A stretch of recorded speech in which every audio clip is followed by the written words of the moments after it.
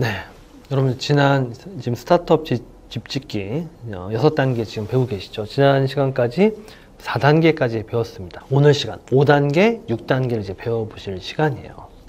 5단계는 비즈니스를 디자인하랍니다. 이 비즈니스를 디자인하는 가장 좋은 방법, 비즈니스 캔버스를 그려보는 거예요. 그래서 이번 시간에는 비즈니스 캔버스를 어떻게 그리는지를 좀 더 집중적으로 여러분들께 이제 소개를 해드리려고 해요. 그 다음에 비즈니스 캔버스를 그리고 나면은 그 다음 단계는 노는 물을 달리하라고 해서 이 사업 모델 가지고 이제 비전을 어떻게, 회사의 비전을 어떻게 제시하는지를 설명을 드리려고 합니다.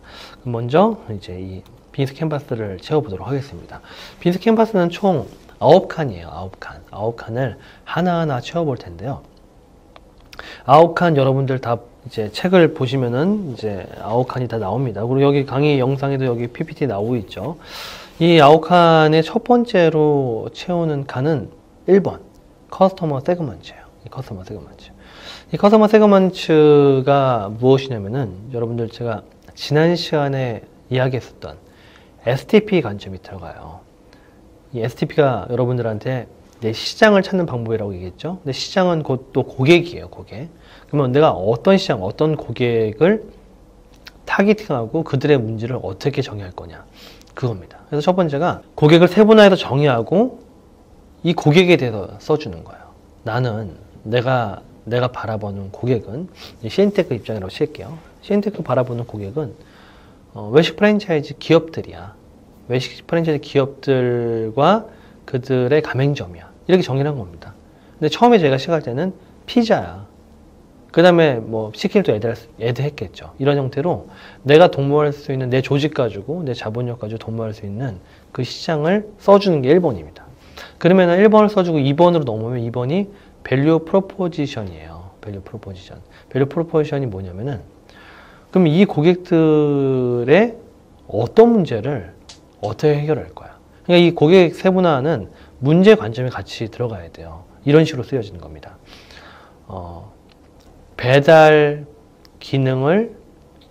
ICT 기능을 효율화하지 못한 프랜차이즈 기업들. 그 앞에 소식어가 문제잖아요. 이런 문제를 가지고 있는 누구들. 이렇게 들어가는 겁니다. 그럼 그 문제를 해결해 주는 게 2번. 밸류 프로포지션이에요. 그러면은 밸류 프로포지션. 이 배달의 문제를 가지고 있는 이런 기업들을 대표번호와 홈페이지와 이런 플랫폼 형태로 포스로 전송하는 자동 기술을 통해서 해결할 거야. 이런 가치를 줄 거야. 라고 제안을 하는 겁니다. 이런 가치를 주어서 그들의 매출을 향상시킬 수 있어. 이런 얘기까지 해줄 수도 있어요. 그리고 그들의 원가를 줄여줄 수 있어. 이런 밸류를 프로포션하는 게 2번입니다. 그러니까 1번, 2번이 이 9칸 중에 제일 중요해요. 그 척추화 같은 겁니다. 척추. 이 1번, 2번이 흐트러져 있으면 다른 칸들 채우는 게 아무 의미가 없습니다. 그래서 첫 번째 이 9칸을 채울 때 1번, 2번을 제대로 채웠는데 정말 많은 집중을 해야 됩니다. 시장조사하고 이 사람의 문제가 맞는지 또 내가 여기 이 사람들의 문제를 해결하는 이 밸류, 나의 솔루션이 맞는지 나의 페인킬러가 맞는지를 점검을 반드시 해야 되는 거예요. 그래서 1번, 2번을 이제 채우고 나서 그 다음 채우는 것이 키 액티비티입니다. 키 액티비티가 뭐냐면은 그래 알았어 이런 문제를 내가 이렇게 해결할 거야. 밸류를 제공하면은 나 이제 뭐 해야 되지? 내가 해야 될 활동들을 써보는 거예요. 예를 들어서 그럼 이제 소프트웨어를 설계해야 되겠네. 소프트웨어 기획해야 되겠네. 소프트웨어 기획자 또는 소프트웨어 디자이너, 소프트웨어 개발자 또 이건 특허를 내야 되겠네. 특허를 내야 한다. 이런 것들을 그 키 액티비티에다가 써주는 거예요. 소프트웨어를 기획한다, 디자인한다, 소프트웨어를 구현한다, 특허를 낸다, 사무실을 임대한다, 쓰는 거예요. 이게 액티비티예요, 액티비티. 액티비티가 무지 많겠죠. 여러분들, 이 비즈니스 캔버스 제가 쓰라고 이제 얘기하면은, 이 큰 글씨로 막 세 줄 써놓고 그러는데, 말이 안 되는 거예요, 그렇게 하시면. 제가 2013년에 엑셀러레이팅 처음 시작할 때 제가 스탠포드에서 일주일 과정, 엑셀러레이터 과정 제가 가서 들은 적이 있어요. 저도 이제 당시에 엑셀러레이터로서는 초창기였으니까 2013년이었었는데 그때 제가 교육 받을 때 그 강의실에 그 큰 화이트보드 칠판이 조별로 하나씩 있어요. 근데 화이트보드 칠판이 이 아홉 칸 9블럭이 다 그려져 있었어요. 그러면은 그 9블럭에다가 포스트잇에 깨알같이 적은 것들을 막 붙였다 띄었다 하는 형태로 토의를 합니다. 키 액티비티만 하더라도 포스트잇가 막 수십 장이 붙어 있어요. 할 게 너무 많잖아요. 할 게. 그런 식으로 써나가는 거예요. 그런 식으로. 이거는 썼다 지웠다 보통 하기 때문에 일반적으로는 큰 화이트보드나 큰 보드판에다가 포스트잇을 붙였다 띄었다 이런 식으로 보통 많이 합니다. 키 액티비티를 써놓으면은 그 다음 쓸 수 있는 칸이 키 리소스예요. 제가 아까 말씀드렸잖아요. 뭐 소프트웨어를 설계한다, 뭐 소프트웨어를 기획한다, 소프트웨어를 뭐 디자인한다, 구현한다. 그러면은 사람이 필요하잖아요. 그러면 소프트웨어 디자이너, 개발자, 뭐 아까 특허 랜더가 있었죠. 그럼 특허 이런 것들 사람과 특허 또는 이를 뭐 사무실을 구한다. 뭐 사무실을 구하면 임대 보증금이 있을 거잖아요. 뭐 임대 보증금 이런 것들이 모여요. 모이면은 그런 것들을 리소스라고 합니다. 핵심 자원. 그러니까 위에 액티비티와 리소스는 연결이 돼요. 액티비티를 쭉 쓰잖아요. 그러면 액티비티 쓴 게 결국은 리소스가 됩니다. 사람 또는 뭐 특허 또는 가중 현물 이런 리소스가 돼요. 그럼 그걸 이제 제시하게 되는 겁니다. 그러면은 이 리소스를 어느 정도 쓴 상태에서 우리가 해볼 수 있는 거는 바로 5번이에요. 5번. 코스트 스트럭처. 비용 구조를 짤 수가 있어요. 그래서 이 비용 구조를 알 수가 있게 됩니다. 왜냐면은 핵심 자원을 아까 기록을 했잖아요. 그러면은 핵심 자원 기록에 대한 뭐 인건비가 얼마야. 또는 또 임대료가 얼마야. 또 특허 같은 경우도 특허를 내는 순간 돈이 들어가지만 또 특허 유지비도 좀 들어가요. 뭐 큰 돈은 아니지만. 뭐 이런 비용들이 좀 나와요. 나오면은 아, 내가 할 서비스가 또 제조 같은 경우에는 제조의 생산 단가들이 보통 나옵니다. 뭐 금형을 떠야 되는 경우 금형 비용부터 시작해서 이런 단가 쭉 나와요. 나오면은 내가 출시한 제품의 가격이 나옵니다. 가격. 이번에 저희가 투자한 회사 중에 이제 웨어러블 IoT 마스크 회사가 있어요. 마스크 회사인데 이 마스크 회사 같은 경우에도 이제 MVP 단계에서 200대만 생산을 해요. 200대 생산하면 되게 비싸집니다. 가격이. 200대 생산을 하니까 마스크 이게 하나에 한 20몇만 원 나오는 거예요. 이런 식으로 이 마스크 20몇만 원 안에는 여러 가지 비용이 들어가 있는 거예요. 인건비도 있고 뭐 어떤 또 금형 비용도 있고 뭐 또 생산에 대한 어떤 노동력도 들어가고 뭐 여러 가지 비용 구조가 나오게 돼요. 코스트 스트럭처를 하게 되면 일반적으로 가격이 나옵니다. 가격이. 근데 보통 가격이 나오고 나면은 이 가격을 가지고 사업을 할 수 있는 거야라는 궁금증도 들 때가 있어요. 너무 비싸서 안 될 것 같아. 그러면은 다시 한번 1번으로 돌아가서 이 가격이 맞는지 그 고객들한테 물어봐야 됩니다. 너 문제를 내가 알고 있어. 근데 이 문제를 해결하는 제품을 만들었는데 이 가격이 이런데 너 살 수 있니? 뭐 이런 형태에 다시 물어봐야 되고 그 가격이 도저히 시장을 뚫을 수 없는 가격이면은 다시 백해야 되는 겁니다. 그래서 실제 이 비용 구조를 만들어 보는 거죠. 근데 이 비용 구조를 만들 때 비용 구조를 줄일 수 있는 여러 가지 방법 중에 파트너를 잘 만나는 방법이 있어요. 파트너. 어떤 그 전략적인 파트너를 통해서 비용을 줄일 수가 있거든요.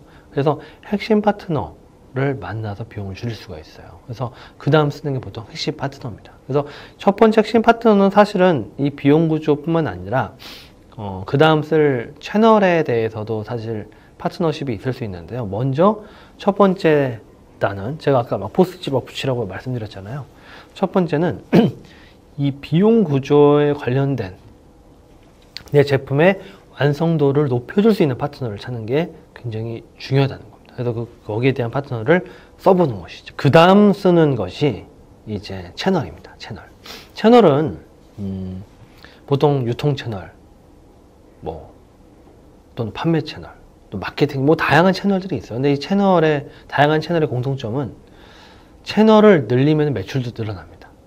채널을 늘리는 게 매출 늘어나는 거랑 보통 비슷해요. 그래서 너무 스타트업 입장에서 아까도 방금 말씀드렸지만은 이 마스크 업체 같은 경우는 200개 장비를 만들 건데 뭐 채널을 여러 군데 할 수도 없잖아요. 그냥 와디즈 하나 이 정도입니다. 시작할 때는. 그러니까 이런 채널을 넓혀가는 전략을 쓰면서 8번을 써줄 수 있어요. 8번. 채널이 늘어난다, 매출도 늘어난다. 그러니까 7번, 8번을 보통 같이 써줍니다. 그리고 8번은 5번하고도 연결이 되죠. 코스트. 보통 이 레버뉴 스트리밍, 그 매출 그래프를 그릴 때 영업이익도 보통 같이 그려요. 그때 코스트를 기반으로 영업이익도 같이 써줄 수가 있는 것이죠. 근데 이 채널을 쓸 때 채널도 전략적인 파트너가 있을 수 있습니다. 키 파트너의 이 채널 파트너도 써줄 수가 있는 거예요. 그래서 이 키 파트너 같은 경우는 처음에 이런 제품의 완성도를 높이는 파트너가 있었죠. 가격을 줄여주는 파트너. 그리고 매출을 높여주는 파트너. 이 채널 파트너를 같이 두 가지로 써줄 수가 있는 것입니다. 그럼 여러분 이제 다 썼죠. 마지막으로 뭐가 남았죠? 9번이 하나 남은 겁니다. 커스터머 릴레이션십. 고객 관계 관리를 어떻게 가져갈 것이냐. 이 고객 관계 관리는 이제 모든 것들이 완벽해진 상태에서 자, 이제 그러면은 일반적으로 이제 가장 상위 있는 개념이에요. 지금까지는 다 먹고 살는 개념이에요. 이게 없으면은 회사가 존재하느냐 그 개념인데 이제 9번은 맨 마지막에 그나마 좀 럭셔리한 개념. 이제 다 됐어. 이제 내 제품을 산 고객들을 어떻게 지속화시킬까, 어떻게 관리할까, 이런 고객 관계 관리에 대한 전략을 제시를 하는 것이죠. 그래서 맨 마지막으로 고객 관계 관리에 대한 전략을 제시하면서 이제 요 9블럭을 다 채우게 됩니다. 여러분들 지금 제가 설명드렸을 때 여러 가지 사례로 설명드렸는데 지금 여러분 PPT 장표는 CNT테크의 사례들이 쭉 나와요. CNT테크. 제가 CNT테크 사례는 어떻게 시작되는지 말씀드렸죠. CNT테크 사례를 한번 여러분들 책을 보면서 PPT에 나온 것을 책을 보면 다시 한번 여러분들 숙지하시길 바라겠습니다. 여러분들 마지막으로 이제 6번째 단계를 설명드릴 거예요. 6번째 단계. 근데 6번째 단계 전에 그러면 이렇게 비즈니스 캔버스를 그린 내용 가지고 어떤 식으로 사업 계획서를 만드느냐를 설명드릴 겁니다. 여러분들 사업 계획서를 만드는 13단계 표가 여러분들 보이시죠? 화면에. 13단계 표가 보면 밑에 또 표가 있어요. 1분, 5분, 7분, 15분. 이게 뭐냐면은 14단계로 사업 계획서를 작성하는데 시간이 이렇게 주어질 때가 있어요. 아, 오늘은 발표를 15분에 맞춰주세요. 오늘은 뭐 15분 발표, 15분 질의응답입니다. 또는 오늘은 7분 발표, 7분 질의응답입니다. 이런 형태로 하기도 하고 5분 발표, 5분 질의응답 이렇게 또 할 수 있어요. 그럴 때마다 여러분들을 이거를 픽해서 쓰는 겁니다. 일단 제일 기본적으로 얘기를 하는 게 5분 발표가 제일 많아요. 5분 발표를 제가 하는 요령을 말씀드릴게요. 바로 3번에서 시작합니다. 저는 이런 시장의 문제를 정의했어요. 프라브로. 그 다음 4번이죠. 저는 이제 이런 페인킬러 솔루션을 만들어냈어요. 그 다음 이제 5번입니다. 이 페인킬러를 만드는데 나만의 기술이 있어요. 나만의 기술. 나만의 핵심 역량, 경쟁 우위가 있어요. 이게 5번. 여러분의 기술을 제시하시고 그 다음 6번입니다. 근데 이런 경쟁자들이 있어요. 하지만 결론은 5번. 이 핵심 역량으로 이 경쟁자들을 이길 수 있어요. 라는 논리가 들어가야 되고요. 7번이 이제 비즈니스 모델입니다. 그래서 저는 이렇게 돈을 벌 거예요. 이런 제품 가지고 이렇게 돈을 벌 겁니다. 그 다음 마지막으로 10번 팀 소개. 이게 가장 일반적입니다. 근데 걷다가 이제 7번은 살을 좀 붙이겠죠. 살을 좀 붙여서 앞에 3번, 앞에 1번을 붙여요. 먼저 타이틀을 보여주고 개요를 먼저 얘기합니다. 그렇게 얘기를 하고 그 다음 붙여주는 게 13번이죠. 맨 마지막에 팀 소개 끝나고 왜 우리한테 투자를 하셔야 됐는지, 왜 우리가 더 시장에서 종받을 것인지 이런 얘기를 13번에 붙여주는 것입니다. 15분 정도 풀리 이제 그 시간이 생기게 되면은 전체를 다 하는 것이죠. 그러니까 제시 안 한 것 중에 2번이 추가가 됩니다. 1번과 3번 사이에 대략 오버뷰를 해줘요. 나 이런 얘기 할 거예요. 오버뷰 하고 3번 들어가는 게 좋고요. 그 다음에 또 추가가 되는 것들이 8번, 9번이 추가가 돼요. 8번, 9번은 시장이 어떻게 비즈니스 모델을 설명을 했잖아요. 이렇게 돈을 벌 거였는데 이렇게 돈을 벌기 위해서 시장에 이런 단계로 진입할 거예요. 그 다음에 시장에 진입을 할 때 우리 현금 흐름은 이렇게 돼요. 이런 것들을 좀 더 상세히 8번, 9번에 표현해 주는 거예요. 그리고 10번과 13번 사이에 11번, 12번이 추가가 되죠. 11번은 무슨 얘기냐면은 투자 받은 이후 우리가 앞으로 해나가는 상세한 타임라인을 보여주는 것이고요. 12번 같은 경우는 투자한 돈을 우리가 어떻게 쓸지를 제시를 하는 것입니다. 이렇게 여러분들이 5분, 7분, 10분에 맞춰서 PT를 하시면 되고 1분 PT가 뭐냐면 보통 엘리베이터 피칭이라고 해요. 1분 소개를 하는 겁니다. 1분 소개할 때는 3, 4번만 하시면 돼요. 3번. 내가 정한 시장에 문제는 이런 게 있어요. 하지만 저는 이렇게 해결을 했습니다. 이 3, 4번만 하는 것이 1분 피칭이라고 설명드릴 수가 있습니다. 자, 여러분 마지막입니다. 노는 물을 달리하라. 여기서 여러분들이 알아두셔야 될 것들은 바로 VMVS 툴이에요. VMVS 툴이 무엇이냐면은 기업을 만들고 기업이 어떻게 장기적으로 성장을 할지 이 내 직원들 또한 나의 주주들에 대해서 이 회사의 어떤 가치를 증명하는 툴이라고 보시면 됩니다. 첫 번째 V가 뭐냐면은 회사의 가치. 우리 회사가 왜 존재하느냐. 우리 회사는 뭐 돈 벌기 존재한다. 그럼 말이 그렇게 얘기를 하면 절대 안 되는 것이죠. 우리 회사의 가치는 이런 사회적인 문제를 해결하고 또 고용 창출을 하고 이런 우리가 제시할 수 있는 형이상학적인 이런 개념들을 제시를 해주는 것이에요. 사람들은 돈만으로 움직이지 않습니다. 이런 가치가 있어야 되는 것이거든요. 그 다음에 거기에 따른 M, 미션이 있어요. 미션. 그러면은 이런 우리가 가치하에 이런 미션들, 어떤 미션이냐. 미션은 사람으로 보게 되면 직업 같은 것이거든요. 신테크로 따지면은, 외식 글로벌 시장에 대한 이런 주문 중개 플랫폼을 우리가 지속적으로 최신 기술을 제공을 한다. 거기에 스타트업 투자를 한다. 뭐 이런 것들이 우리 하는 일들을 미션으로 제시하는 겁니다. 직업 같은 개념인 거죠. 그 다음에 비전이에요. 비전은 CNT테크는 일반적으로 4, 5년 단위로 비전을 제시해요. 저희는 정확히 4년으로 제시합니다. 4년 단위로 그럼 우리가 밸류와 미션을 수행하기 위해서 앞으로 4년 동안 이런 것들을 해나갈 거야. 이런 방향성을 제시합니다. 4년 동안에 한국의 푸드테크 시장을 뭐 통합할 거야. 또 4년 동안에 앞으로 글로벌 시장에 대한 어떤 초석을 다질 거야. 뭐 4년 동안에 스타트업 엑셀러레이터에 뭐 탑3에 들어갈 거야. 뭐 이런 형태로 이제 계속 이제 제시를 하는 방향성인 겁니다.